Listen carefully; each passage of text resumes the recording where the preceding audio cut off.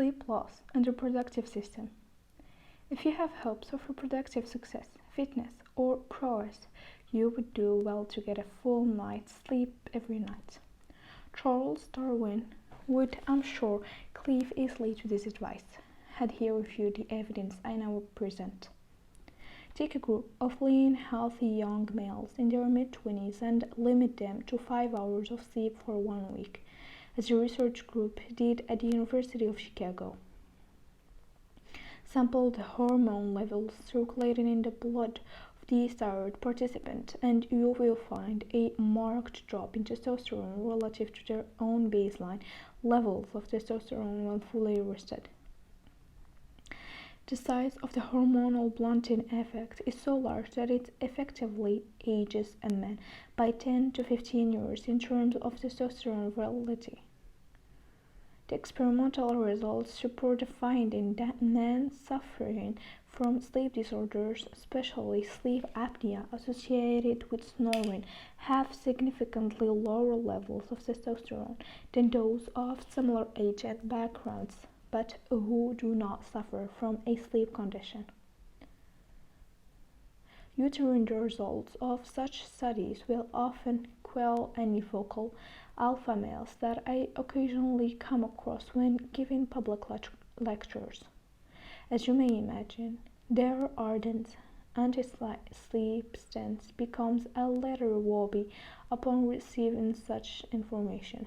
With a genuine lack of malice, I proceed to inform them that men who report sleeping too little or having poor quality sleep have a 29% lower sperm count than those obtaining a full and restful night of sleep, and the sperm themselves have more deformities.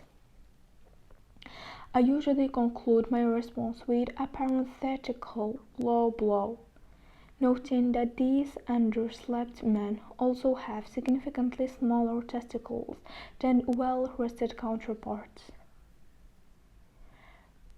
Rare podium fracases aside, low testosterone is a clinically concerning and life-impacting matter. Males with low testosterone often feel tired and fatigued throughout the day. They find it difficult to concentrate on work tasks, as testosterone has a sharpening effect on the brain's ability to focus. And of course, they have a dulled libido, making an active, fulfilling, and healthy life more challenging. Indeed, the self-reported mood and vigor of the young men described in the above study progressively decreased lockstep with their increasing state of sleep deprivation and their declining levels of testosterone.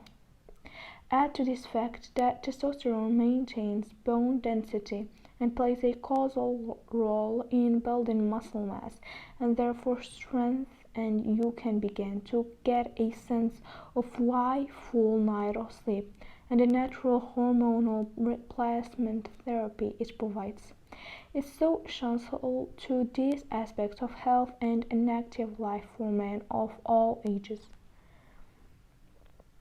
Men are not the only ones who become reproductively compromised by a lack of sleep. Routinely, sleeping less than 6 hours a night results in a 20% drop in follicular releasing hormone in women, a critical female reproductive element that peaks just prior to ovulation and is necessary for conception. In a report that brought together findings from studies over the past 40 years of more than 100,000 employed women, those working irregular nighttime hours resulting in poor quality sleep, such as nurses who perform shift work, a profession occupied almost exclusively by women at the time of these earlier studies, had a 33% higher rate of abnormal menstrual cycles than those working regular daytime hours. Moreover, the women working erratic hours were 80% more likely to suffer from issues of subfertility that reduce the ability to get pregnant. Women who do become pregnant and routinely sleep less than 8 hours a night are also significantly more likely to suffer miscarriage in the first trimester. relative to those consistently sleeping 8 hours or more a night. Combines these deleterious effects on reproductive health in a couple where both parties are lacking in sleep, and it's easy to appreciate what the epidemic of sleep deprivation is linked to infertility or subfertility, and why Darwin would find these results so meaningful in the context of future evolutionary success. Incidentally, should you ask Dr. Tina Sandlin, my friend and colleague at Stockholm University, how attractive you look when sleep deprived, a physical expression of underlying biology that alters your chances of pair bonding and thus reproduction. She will inform you of an ugly truth. Sandlin isn't the one doing the judging in the scientific beauty contest. Rather, she conducted an elegant experiment in which members of the public did that for her. Sandlin took a group of healthy men and women ranging from 18 to 31 years old. They were all photographed twice under identical indoor lighting conditions, same time of day, 2:30 p.m. Hair down, no makeup for the women, clean shaven for the men. What differed, however, was the amount of sleep these individuals were allowed to get before each of the photo shoots. In one of the sessions, the participants were given just 5 hours of sleep before being put in front of the camera, while in the other session, these same individuals got a full 8 hours of sleep. The order of these two conditions was randomized as either first or second across the unweighted models. She brought another group of participants into the laboratory to act as independent judges. These individuals were naive to the true purpose of the experiment, knowing nothing about the two different sleep manipulations that had been imposed on the people featured in the photographs. The judges viewed both sets of the pictures in a jumbled order and were asked to give ratings on 3 features: perceived health, tiredness, and attractiveness. Despite knowing nothing about the underlying premise of the study, thus operating blind to the different sleep conditions, the judges' scores were unambiguous. The faces pictured after one night of short sleep were rated as looking more fatigued, less healthy, and significantly less attractive, compared with the appealing image of that same individual after they had slept a full 8 hours. Sandlin had revealed the true face of sleep loss, and with it ratified the long-held concept of beauty sleep. What we can learn from this still burgeoning area of research is that key aspects of the human reproductive system are affected by sleep, both men and women.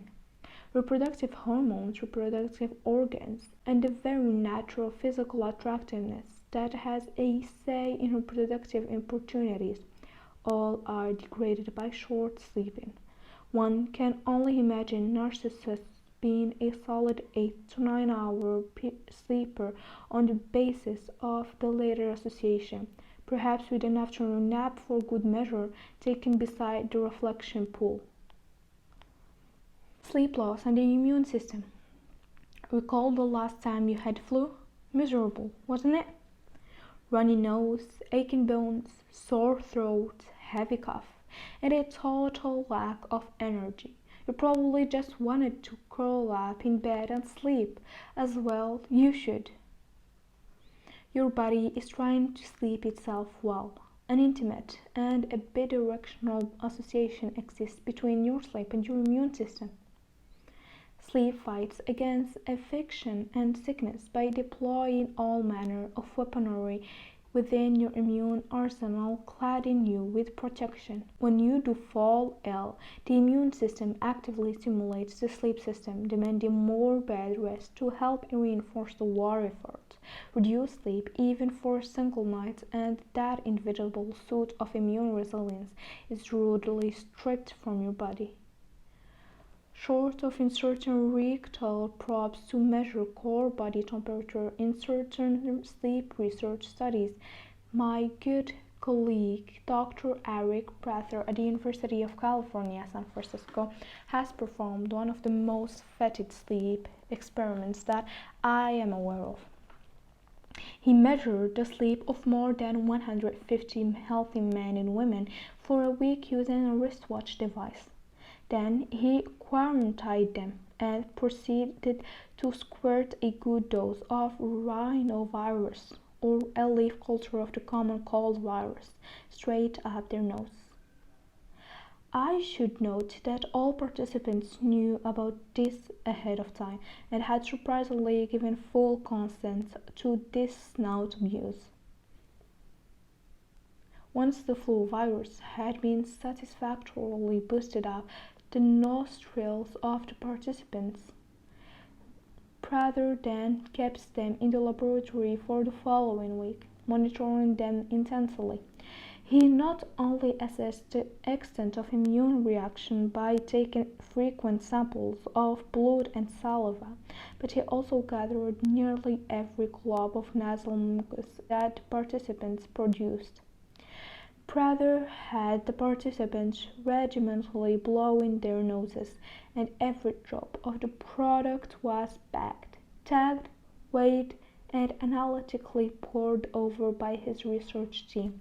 Using these measures, blood and saliva immune antibodies, together with the average amount of snot evacuated by the participants, Prather could determine whether someone had objectively caught a cold. Prather retrospectively separated the participants into 4 subgroups on the basis of how much sleep they had obtained in the week before being exposed to the common cold virus: less than 5 hours of sleep, 5 to 6 hours of sleep, 6 to 7 hours of sleep, and 7 or more hours of sleep. There was a clear linear relationship with infection rate.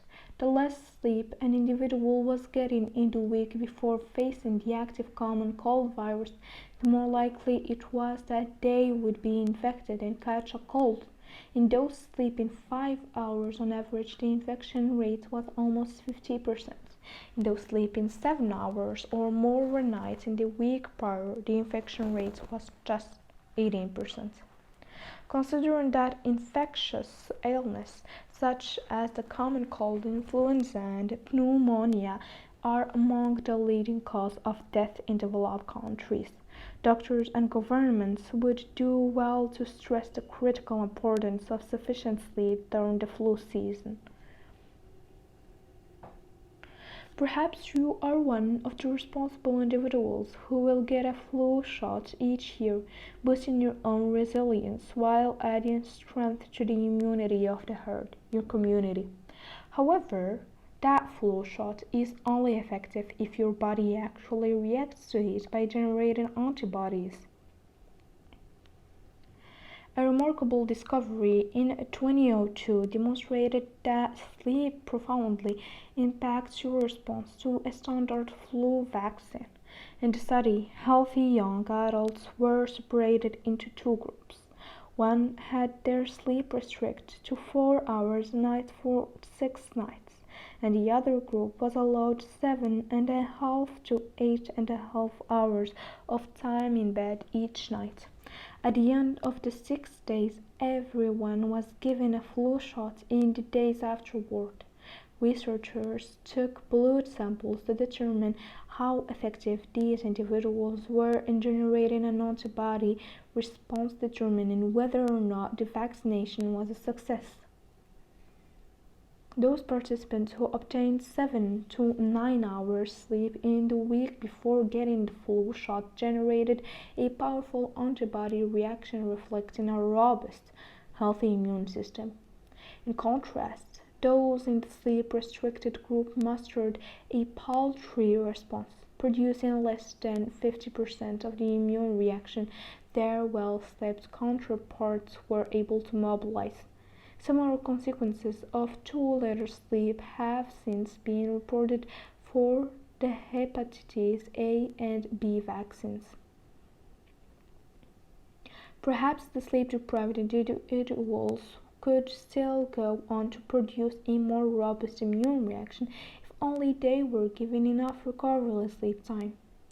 It's a nice idea, but a false one. Even if an individual is allowed 2 or even 3 weeks of recovery sleep to get over the assault of 1 week of short sleeping, they never go on to develop a full immune reaction to the flu shot. The fact a diminution in certain immune cells could still be observed a year later in the participants after just a minor short dose of sleep restriction. As with the effects of sleep deprivation on memory, once you missed out on the benefits of sleep in the moment, here, regarding an immune response to this season's flu, you cannot regain the benefits simply by trying to catch up on lost sleep. The damage is done, and some of that harm can still be measured a year later. No matter that immunological circumstance you find yourself in, be it preparation for receiving a vaccine to help boost immunity or mobilizing a mighty adaptive immune response to defeat a viral attack, sleep, and a full night of it, is inviolable. It doesn't require many nights of short sleeping before the body is rendered immunologically weak, and here the issue of cancer becomes relevant. Natural killer cells are an elite and powerful squadron within the ranks of your immune system. Think of natural killer cells like the Secret Service agents of your body, whose job it is to identify dangerous foreign elements and eliminate them, 007 types if you will. One such foreign entity that natural killer cells will target are malignant, cancerous tumor cells. Natural killer cells will effectively punch a hole in the outer surface of these cancerous cells and inject a protein that can destroy the malignancy. What you want, therefore, is a virtual set of these James Bond-like immune cells at all times. That is precisely what you don't have when sleeping too little. Dr. Michael Irwin at the University of California, Los Angeles, has performed landmark studies revealing just how quickly and comprehensively a brief dose of short sleep can affect your cancer-fighting immune cells. Examining a healthy young man, Irwin demonstrated that a single night of 4 hours of sleep, such as going to bed at 3 a.m. and waking up at 7 a.m., swept away 70% of the natural killer cells circulating in the immune system, relative to a full 8-hour night of sleep. There is a dramatic state of immune deficiency to find yourself facing, and it happens quickly after essentially one bad night of sleep.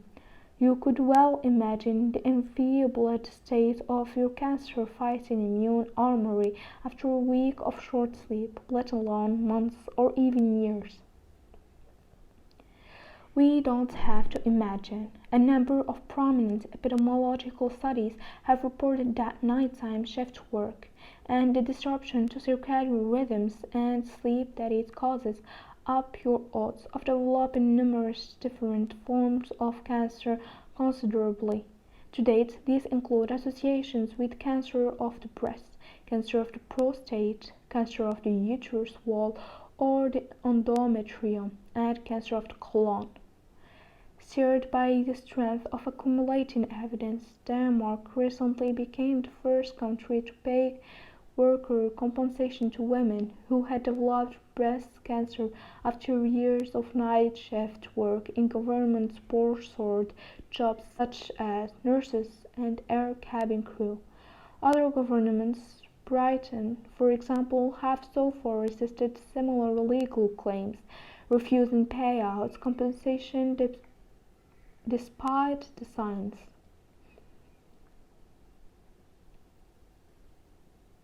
With each passing year of research, more forms of malignant tumors are being linked to insufficient sleep.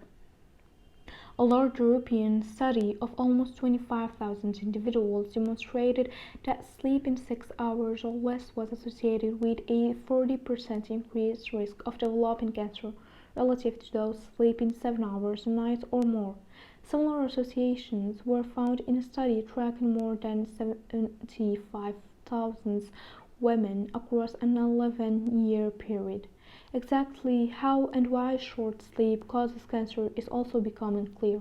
Part of the problem relates back to the agitating influence of the sympathetic nervous system as it is forced into overdrive by a lack of sleep. Ramping up the body's level of sympathetic nervous activity will provoke an unnecessary and sustained inflammation response from the immune system. When faced with a real threat, a brief spike of sympathetic nervous system activity will often trigger a similarly transient response from inflammatory activity, one that is useful in participants of potential bodily harm. Think of a physical tussle with a wild animal or rival hominid tribe. However, inflammation has a dark side. Left switched on without a natural return to peaceful quiescence. A non-specific state of chronic inflammation causes manifold health problems, including those relevant to cancer. Cancers are known to use the inflammation response to their advantage. For example, some cancer cells will lure inflammatory factors into the tumor mass to help initiate the growth of blood vessels that feed it with more nutrients and oxygen. Tumors can also use inflammatory factors to help further damage and mutate the DNA of their cancer cells, increasing the tumor's potency. Inflammatory factors associated with sleep deprivation may also be used to help physically shear some of the tumor from its local moorings, allowing the cancer to up onshore and spread to other territories of the body. It is a state called metastasis, the medical term for the moment when cancer breaches the original tissue boundaries of origin, here the injection sites, and begins to appear in other regions of the body. It is these cancer amplifying and spreading processes that we now know a lack of sleep will encourage, as a recent studies by Dr. David Gozal at the University of Chicago have shown. In his study, mice were first injected with malignant cells and tumor progression was then tracked across a 4-week period. Half of the mice were allowed to sleep normally during this time. The other half had their sleep partially disrupted, reducing overall sleep quality. The sleep-deprived mice suffered a 20% increase in the speed and size of cancer growth relative to the well-rested group. Painful as it is for me personally to view, I will often show comparison pictures of the size of these mouse tumors in the two experimental groups, sleep versus sleep restriction, during my public talks. Without fail, these images elicit audible gasps, hands reflexively covering mouths, and some people turning away from the images of mountainous tumors growing from the sleep-restricted mice. I then have to describe the only news that could be worse in any story of cancer. When Gosel performed post-mortems of the mice, he discovered that the tumors were far more aggressive in the sleep-deficient animals. Their cancer had metastasized, spreading to surrounding organs, tissue, and bone. Modern medicine is increasingly adept in its treatment of cancer when it stays put, but when cancer metastasizes, as was powerfully encouraged by the state of sleep deprivation, medical intervention often becomes helplessly ineffective, and death rates escalate. In the years since that experiment, Gosel has further drawn back the curtains of sleep deprivation to reveal the mechanisms responsible for this malignant state of affairs. In a number of studies, Gosel has shown that immune cells called tumor-associated macrophages are one root cause of the cancerous influence of sleep loss. He found that sleep deprivation will diminish one form of these macrophages called M1 cells that otherwise help combat cancer. Yet, sleep deprivation conversely boosts levels of an alternative form of macrophages called M2 cells, which promote cancer growth. This combination helped explain the devastating carcinogenic effects seen in the mice when their sleep was disturbed. Poor sleep quality therefore increases the risk of cancer development and, if cancer is established, provides a virulent fertilizer for its rapid and more rampant growth. Not getting sufficient sleep when fighting a battle against cancer can be likened to pouring gasoline on an already aggressive fire. That may sound alarmist, but scientific evidence linking sleep disruption and cancer is now so damning that the World Health Organization has officially classified nighttime shift work as a probable carcinogen.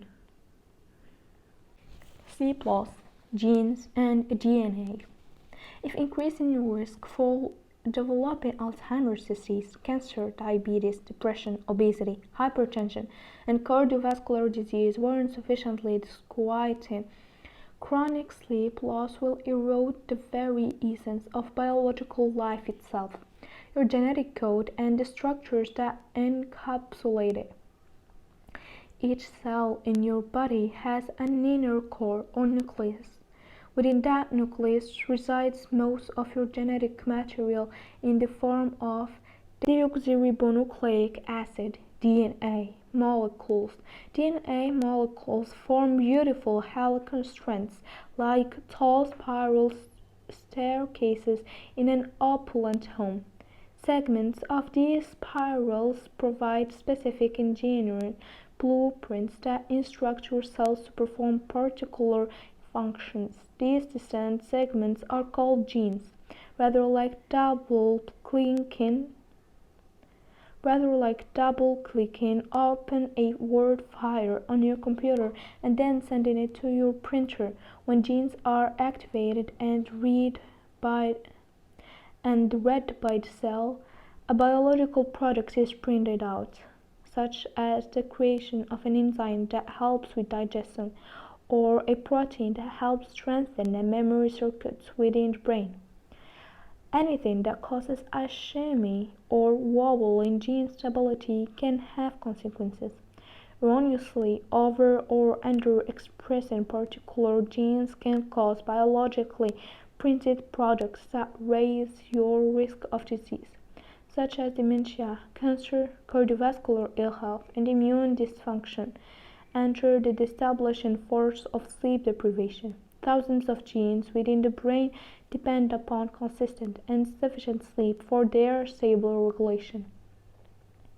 Deprive a mouse of sleep for just a day, as researchers have done, and the activity of these genes will drop by well over 200%. Like a stubborn file that refuses to be transcribed by a printer when you do not lavish these DNA segments with enough sleep. They will not translate their instructional code into printed action and give the brain and body what they needed. Dr. Derek John Ditch, who directed the Survey Sleep Research Center in England, has shown that the effects of insufficient sleep on genetic activity are just as striking in humans as they are in mice. Ditch and his prolific team examined gene expression in a group of healthy young men and women after having restricted them to 6 hours of sleep a night for 1 week, all monitored under strict laboratory conditions. After 1 week of subtly reduced sleep, the activity of hefty 711 genes was distorted relative to the genetic activity profile of these very same individuals when they were obtaining 8.5 hours of sleep per week. Interestingly, the effect went in both directions. About half of those 711 genes had been abnormally revved up in their expression by the loss of sleep, while the other half had been diminished in their expression or shut down entirely. The genes that were increased included those linked to chronic inflammation, cellular stress, and various factors that cause cardiovascular disease. Among those turned down were genes that help maintain stable metabolism and optimal immune responses. Subsequent studies have found that short sleep duration will also disrupt the activity of genes regulating cholesterol. In particular, a lack of sleep will cause a drop in high-density lipoprotein (HDLs), a directional profile that has consistently been linked to cardiovascular disease. Insufficient sleep does more than alter the activity and readouts of your genes. It attacks the very physical structure of your genetic material itself. The spiral strands of DNA in your cells float around in the nucleus, but are tightly wound together into structures called chromosomes. Rather like weaving individual threads together to make a sturdy shoelace. And just like a shoelace, the ends of your chromosomes need to be protected by a cap or bending tip. For chromosomes, that protective cap is called a telomere. If the telomeres at the end of your chromosomes become damaged, your DNA spirals become exposed and your now vulnerable genetic code cannot operate properly, like a frayed shoelace without a tip.